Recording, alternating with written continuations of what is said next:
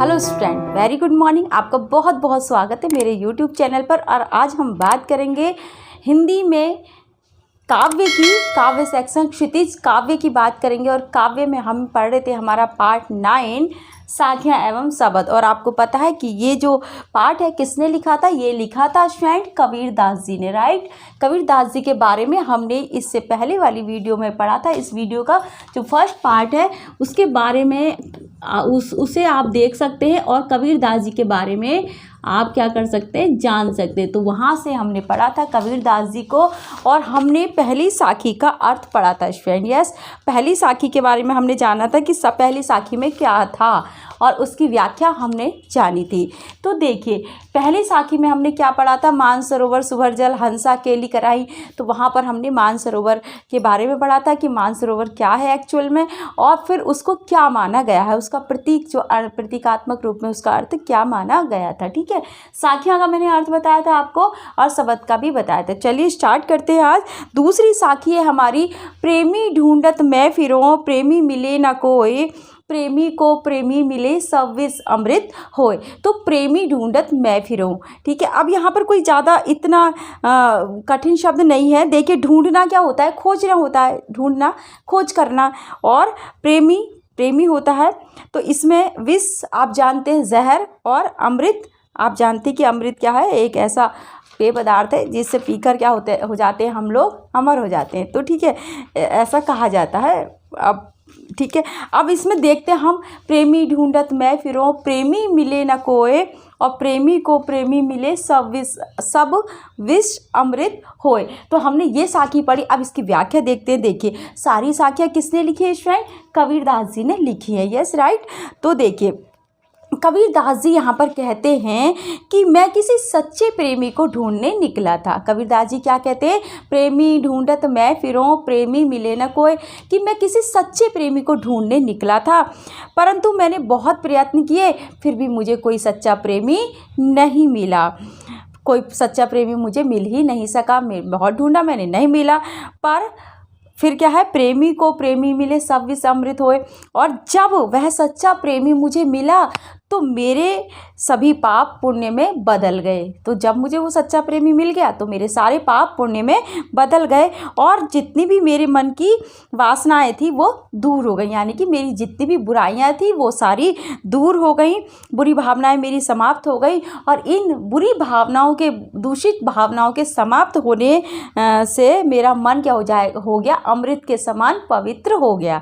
तो ये इस साखी की व्याख्या थी। क्या थी? एक बार और देख लेते हैं स्टूडेंट, कि प्रेमी ढूंढत मैं फिरूं प्रेमी मिले न कोई, और प्रेमी को प्रेमी मिले सब विष अमृत होए। तो कबीरदास जी यहाँ कहते हैं कि मैं किसी सच्चे प्रेमी को ढूंढने निकला था, पर बहुत प्रयत्न करने के बाद भी मुझे वो सच्चा प्रेमी ना मिल सका।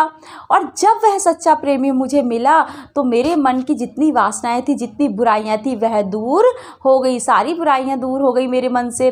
और उन बुराइयों के दूर होने से क्या हुआ? मेरा मन अमृत के समान पवित्र हो गया। तो ये दूसरी साखी की व्याख्या थी। ठीक है, अब हमारी तीसरी साखी देखिए, दूसरी की बहुत आसान सी थी। ठीक है, तीसरी साखी की व्याख्या, तीसरी साखी पढ़ते हैं। देखिए, इसमें हस्ती चढ़िए ज्ञान की सहज ज्ञान को सहज दुलीचा डार, स्वान रूप संसार है भूकन दे झक मारी। ठीक है, हस्ती चढ़िए ज्ञान को। तो हस्ती का क्या अर्थ हो जाएगा? हाथी। हस्ती जो है, हस्ती का क्या अर्थ हो जाएगा स्टूडेंट? हाथी एलिफेंट। यस। और चढ़िए, चढ़ना, ज्ञान की, ज्ञान को लिखा है ना, कौ, तो कौ यानी कि ज्ञान की, ऐसे बोल सकते हैं। सहज दुलीचा क्या होता है? छोटा आसन या कालीन। जैसे छोटा आसन या कालीन होता है ना, आप बैठकर मंदिर में पूजा करते हैं कुछ ऐसे, या फिर अपने घर में भी बिछा लेते हैं उसको, तो आसन या कालीन। दुलीचा लिख लीजिए आप। दुलीचा क्या हो जाएगा? आसन या कालीन। डारी, डालकर।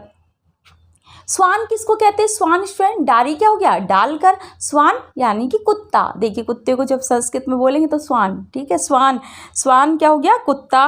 भूकन, भौंकना, जो कुत्ता बोलता है उसको क्या कहते हैं? भौंकना। और झक मारी, वक्त बर्बाद करना या समय बर्बाद करना। ठीक है, वक्त क्या होगा? झक मारी का क्या अर्थ हो जाएगा स्टूडेंट? वक्त बर्बाद करना या समय बर्बाद करना, ठीक है। या फिर बकवास करना भी हो जाएगा, बकवास करना भी हो सकता है कि फालतू में बोलते रहो तो उसको क्या कहेंगे, बकवास करना।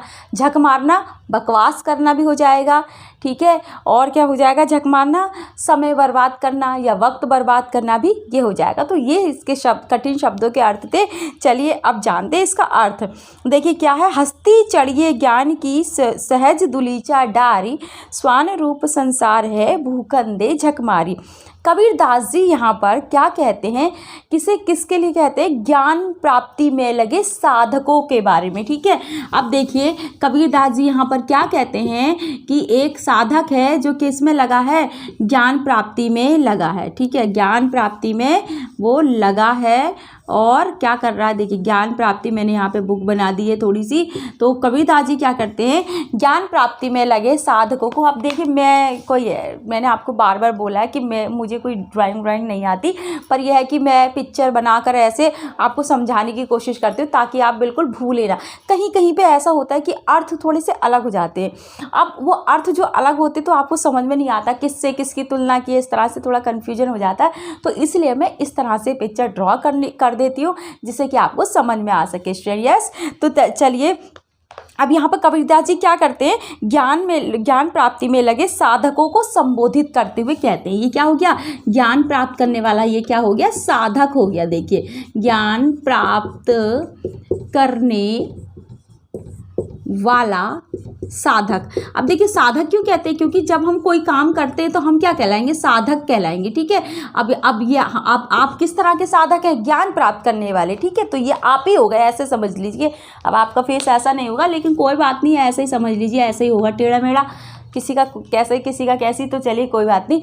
तो क्या हो गया, देखिए कबीरदास जी ज्ञान प्राप्त करने वाला साधक, ज्ञान प्राप्त करने वाले साधक को संबोधित करते हुए कहते हैं, संबोधित करना यानी कि पुकारते हुए कहते हैं, जो ज्ञान प्राप्ति में लगे। जैसे आपको कबीरदास जी पुकार रहे हैं, क्या कह रहे हैं कबीरदास जी, कि कहते हैं कि सत्य एवं स्वाभाविक आसन या कालीन को, सत्य या स्वाभाविक। अब जब आप ज्ञान प्राप्त कर रहे हो वो कैसे कर रहे हो, सत्य रूप में कर रहे हो, ठीक है, और स्वाभाविक रूप में कर रहे हो, स्वाभाविक, ठीक है, स्वाभाविक रूप में कर रहे हो आप। ये क्या है, इस तरह से ज्ञान प्राप्त कर रहे हो आप, बिल्कुल नॉर्मली जैसे करते हैं मन लगाकर, इस तरह से, ठीक है। तो कबीरदास जी ज्ञान प्राप्ति में लगे साधकों को पुकारते हुए, संबोधित करते हुए कहते हैं कि क्या कहते हैं कि आप क्या करो, सत्य एवं स्वाभाविक आसन या कालीन को ज्ञान रूपी हाथी पर डालकर। अब देखिए, अब यहाँ पर देखिए, अब फिर मैं आपको वही बोलना चाहूँगी कि देखिए मेरी ड्राइंग तो ज़्यादा अच्छी है नहीं, पर फिर भी मैं यहाँ पर अरे क्या हो गया, देखिए थोड़ा सा मैं ड्रॉ करके आपको बता देती हूँ यहाँ पर कि ये देखो, ये क्या हो जाएगा, हमारा हाथी हो जाएगा, इस तरह से होगा क्या, चलो जो भी है। तो देखिए ये हाथी हो गया, कुछ गलत हो रहा है यहाँ पे, ठीक है। अब चलिए मान लेते हैं हाथी जैसा थोड़ा थोड़ा तो दिख ही रहा है, ठीक है। ये स्टूडेंट क्या हो गया, ये हाथी हो गया, ऐसे मान लीजिए, क्या हो गया, हाथी हो गया। अब ये हाथी, इसमें क्या कहा कबीरदास जी ने कि देखिए हाथी के ऊपर क्या बिछा रहता है, कालीन बिछा रहता है, ठीक है। आपने देखा होगा जो लोग शहर में हाथी घुमाने के लिए लाते हैं ना, साधु सन्यासी वगैरह, तो इस तरह से वो क्या करते हैं, उसके ऊपर ऐसे बैठने के लिए क्या करते हैं, हाथी के कमर पर, अब हाथी देखकर आपको हंसना नहीं है स्टूडेंट, तो हाथी की कमर पर क्या करते हैं, वो कालीन बिछा देते हैं ना, कुछ कपड़ा सा ऐसे करके बिछा देते हैं, और यहाँ पर वो क्या कहता है, बैठ जाता है, है ना, जो भी महावत होता है वो यहाँ पर उसके हाथी के सर पे, कमर पे सॉरी, बैठ जाता है। यस, तो अब देखिए इसी तरह से क्या कह रहे हैं, अब देखिए दो चीज़ों की तुलना की है ना, तो इसलिए मुझे ये पिक्चर ड्रॉ करनी पड़ी है, बस आप समझते जाइए।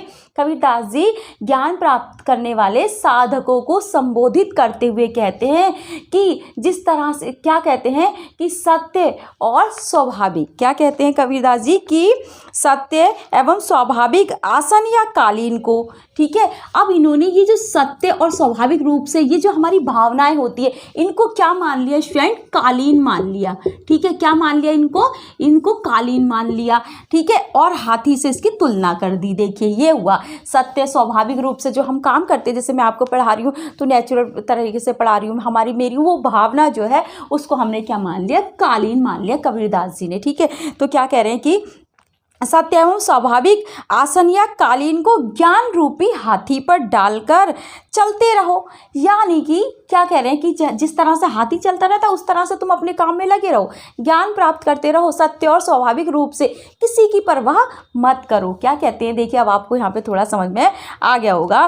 कबीरदास जी ज्ञान प्राप्ति में लगे साधकों को संबोधित करते हुए कहते हैं कि सत्य एवं स्वाभाविक आसन या कालीन को ज्ञान रूपी हाथी पर डालकर, और जो ये बुक है ना जो हम पढ़ते हैं, जो हम सीख रहे हैं, बुक नहीं, जो अच्छी बातें हम सीख रहे हैं उसको हम कबीरदास जी ने क्या कर दिया, उसको क्या कहा, ज्ञान। अब हम सब जानते हैं जो अच्छी बातें हम सीख रहे हैं वो हमारे लिए ज्ञान है, ये कोई बुक हमारे लिए ज्ञान नहीं है, उसमें लिखी हुई बातों को जो हम अपने जीवन में उतारते हैं वो क्या है फ्रेंड्स, ज्ञान है। तो इस ज्ञान को कबीरदास जी ने क्या मान लिया, हाथी मान लिया। क्या मान लिया, इस ज्ञान को, हाँ ज्ञान को क्या मान लिया, हाथी मान लिया। देखिए अब यहाँ पर आपके पिक्चर क्लियर हो गई होगी। तो उन्होंने क्या कहा कबीरदास जी ने कि सत्य, जो ज्ञान प्राप्ति में लगे साधकों को पुकारते हुए संबोधित करते हुए उन्होंने कहा कि सत्य और स्वाभाविक आसन या कालीन को ज्ञान रूपी हाथी पर डालकर चलते रहो। अर्थात तुम पढ़ाई में लगे रहो, जो काम तुम अच्छा कर रहे हो उसको करते रहो। ठीक है, चलते रहो। और यह अज्ञानी संसार, तो अब देखिए जब ये हाथी होता है, हाथी जब चलता है आपने देखा होगा तो कुत्ते उसको देखकर क्या करते हैं, भौंकने लगते हैं। ठीक है, अब ये कुत्ते उत्ते मैंने बना दिए इस तरह से, तो क्या करते हैं, कुत्ते भौंकने लगते हैं। यस, पूछ तो इसकी टेढ़ी मेढ़ी होती है।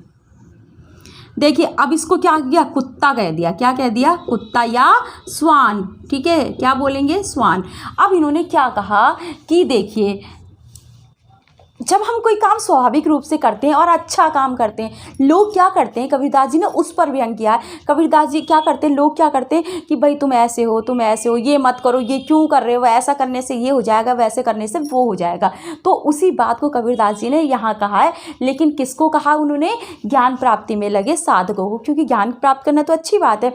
उन साधकों को, ज्ञान प्राप्त करने वाले साधकों को संबोधित करते हुए उन्होंने कहा कि सत्य और स्वाभाविक आसन या कालीन को ज्ञान रूपी हाथी पर डालकर चलते रहो। और क्या कहा उन्होंने, देखिए स्वान रूप संसार है, भूकन दे झकमार। और ये जो संसार है ना वो किसके समान है, कुत्ते के समान है। ये संसार किसके समान कहा उन्होंने, ये संसार जो है कुत्ते के समान है, जो क्या करता है, जो हाथी को देखकर भौंक भौंक कर, इसको हाथी को देखता है और क्या करता है, भौंक भौंक कर अपना समय बर्बाद करता है। देखिए मैंने यहाँ पे भौं भौं लिख दिया ना, आप इसी से याद रखना है आपको। तो ये क्या करता है, देखिए हाथी जब चलता है ना, आपने देखा होगा तो कुत्ते ना जबरदस्ती, कुछ हाथी उनका कुछ नहीं बिगाड़ता, ठीक है, कोई फर्क, और क्या करते कुत्ते जबरदस्ती उसको देखकर भौंक भौं भौं भौं करके भौंकते रहते हैं और बिना वजह अपना समय बर्बाद करते हैं। तो इसलिए कबीरदास जी ने इस संसार के ऐसे लोगों की तुलना, या इस संसार की तुलना किससे कर दी, श्वान से, अर्थात कुत्ते से कर दी कि ये जो संसार है वो ना कुत्ते की तरह है। जब भी कोई अच्छा काम करता है, कोई कुछ भी करता है, स्वाभाविक रूप से काम करेगा, उसको जरूर डर रहे हो, ऐसे हजार तरह की बातें बनाते हैं, जैसे कि अब उसको टांग खींचना जिसको बोलते हैं, तो इस तरह करते हैं। तो क्या कहा उन्होंने, अब देखिए आप पिक्चर से समझ गए, अब मैं आपको पूरी व्याख्या बताती हूँ एक बार में कि कबीरदास जी ज्ञान प्राप्ति में लगे साधकों को संबोधित करते हुए कहते हैं कि सत्य एवं स्वाभाविक आसन या कालीन को ज्ञान रूपी हाथी पर डालकर चलते रहो। स्वान रूप संसार है, भूकन दे झकमारे। और ये संसार तो उस कुत्ते के समान है जो हाथी को देखकर क्या करता है, जो हाथी को देखकर भौंक भौंक कर अपना समय नष्ट करता है, जबकि हाथी किसी की परवाह किए बिना चलता रहता है। अपनी सहज और स्वाभाविक चाल से ये चलता रहता है। जो उसकी चाल है ना, वो भागता है ना दौड़ता है, कुछ नहीं करता, डरता भी नहीं हाथी। तो कहते हैं कबीरदास जी कि जिस प्रकार हाथी अपनी सहज या स्वाभाविक चाल से चलता रहता है, उसी प्रकार सत्य के साधक को सत्य की खोज में लगे रहने वाले, या फिर ज्ञान प्राप्त करने में लगे रहने वाले, या फिर कोई भी अच्छा काम करने वाले जो लोग होते हैं उनके बारे में उन्होंने कहा, उसी प्रकार सत्य के साधक को संसार की चिंता किए बिना अपने सहज मार्ग पर चलते रहना चाहिए स्टूडेंट। देखिए जिस प्रकार से क्या है हमारा स्कूल क्या है कि सबको ऑनलाइन एजुकेशन प्रोवाइड करा रहा है, ठीक है। इतने बुरे समय में भी हमारा स्कूल स्टूडेंट्स को स्कूल की ये इच्छा है कि सारे स्टूडेंट्स को एजुकेशन मिले। तो हमारा स्कूल इस तरह से काम कर रहा है, इतनी कठिन परिस्थितियों में काम कर रहा है और कितनी अच्छी तरह से आप सब लोगों को आपका जो फ्यूचर ख़राब ना हो इसलिए आपको सारी चीज़ें वो प्रोवाइड करा रहा है। लेकिन कुछ लोग उसके बावजूद भी क्या करते, बहुत सारी बातें बनाते, अरे फीस के लिए कर रहे होंगे, अरे इसलिए कर रहे होंगे, उसलिए कर रहे होंगे, इस तरह से बहुत सारी बातें बनाते। लेकिन फिर भी हमने किसी की परवाह नहीं की और फिर भी हम अपना जो हमारा काम है हम उसको कर रहे हैं। तो आप यहाँ पर भी इस चीज़ को समझ सकते हैं गाइस स्टूडेंट। तो ठीक है, चलिए नेक्स्ट हमारी साखी है, चौथी साखी। अब पखा पखी के कारणे, ठीक है। अब मैं इसको इरेज कर देती हूँ यहाँ से, आप समझ गए होंगे और आपको अच्छा भी लगा होगा, ठीक है। देखिए पखा पखी के कारणे सब जग रहा भुलान, निरपख होई के हरि भजे सोई संत सुजान। कबीरदास जी यहाँ पर क्या कहते हैं, देखिए पखा पखी यानी कि पक्ष विपक्ष। पखा पखी का क्या हो जाएगा, पक्ष और विपक्ष, ठीक है। पक्ष विपक्ष आप जानते हैं, ठीक है, एक पार्ट दूसरा पार्ट, ठीक है। पक्ष विपक्ष हो गया। पखा पखी का क्या अर्थ हो गया, पक्ष विपक्ष। कारणे कारण, जग संसार, भुलान भूलना, ठीक है, भूलना या भूल गया। फिर है निरपख, निरपख यानी कि निरपेक्ष या निष्पक्ष, है ना। निरपख क्या लिखेंगे, निरपख का निरपक्ष का निरपेक्ष, निरपेक्ष भी कह सकते हैं आप, या क्या कर सकते हैं, देखिए निरपेक्ष या निष्पक्ष, क्या निष्पक्ष दोनों लिख सकते हैं आप, या फिर आप समझ सकते हैं निरपक्ष या निष्पेक्ष, ठीक है। निरपक्ष, निरपेक्ष या निष्पक्ष। और सोई वही सुजान सज्जन, सोई का क्या, सोई वही, ये वाला सोई नहीं, सोई है ना, सोई संत सुजान यानी कि वही, ठीक है। सोई वही सुजान सज्जन ज्ञानी, ठीक है, कुछ भी लिख सकते हैं, या जानकार, सज्जन ज्ञानी या जानकार। चलिए देखते चौथी साखी का क्या हो जाएगी हमारी व्याख्या। अब पखा पखी के कारणे सब जग रहा भुलान और निरपक्ष होई के हरि भजे सोई संत सुजान। यहाँ कबीरदास जी क्या कहते हैं, किसको संबोधित करते हुए कहते हैं, कबीरदास जी भक्ति के मार्ग में कबीरदास जी कहते हैं कि भक्ति के मार्ग में पक्ष विपक्ष के कारण, भक्ति के मार्ग में, है ना, हम ईश्वर को प्राप्त करना चाहते हैं, भक्ति करते हैं, तो कबीरदास जी कहते हैं कि भक्ति के मार्ग में पक्ष विपक्ष के कारण सारा संसार या पूरा संसार भक्ति के वास्तविक मार्ग से दूर हो गया है। अब देखिए कैसे पक्ष विपक्ष, हम कहते हैं हम हिंदू हैं, दूसरे कहते हैं हम मुसलमान हैं, तीसरे कहते हैं हम सिख हैं, कोई कहता है हम ईसाई हैं। तो ये क्या हो गया, पक्ष विपक्ष हो गया कि भाई तुम्हारा ये पक्ष है, तुम्हारा ये है ना, तो हम अपने को पक्ष कहेंगे अपने धर्म को, दूसरे को विपक्ष कह देंगे। तो इस तरह से आप समझ रहे हैं। तो क्या कहते हैं कबीरदास जी, समझाने की कोशिश करते हैं लोगों को कि भक्ति के मार्ग में पक्ष विपक्ष के कारण पूरा संसार भक्ति के स्वाभाविक मार्ग को बिल्कुल भूल गया है, भक्ति के वास्तविक या स्वाभाविक मार्ग को भूल गया है। और यदि हमें सच्ची भक्ति प्राप्त करनी है तो पक्ष विपक्ष के इस दलदल से स्वयं को मुक्त करना होगा, कि यदि हमें सच्ची भक्ति करनी है तो पक्ष विपक्ष के इस दलदल से बाहर निकलना होगा, स्वयं को मुक्त करना होगा। फिर क्या कहते हैं वो, निरपख होई के हरि भजे सोई संत सुजान। और कहते कबीरदास की जो भक्त निष्पक्ष होकर हरि अर्थात भगवान का स्मरण करता है वही सच्चे अर्थों में सच्चा ज्ञानी कहलाता है। जो इंसान निष्पक्ष होकर भगवान का भजन करता है, भगवान को याद करता है, उनका स्मरण करता है, वही सच्चा ज्ञानी या संत कहलाता है।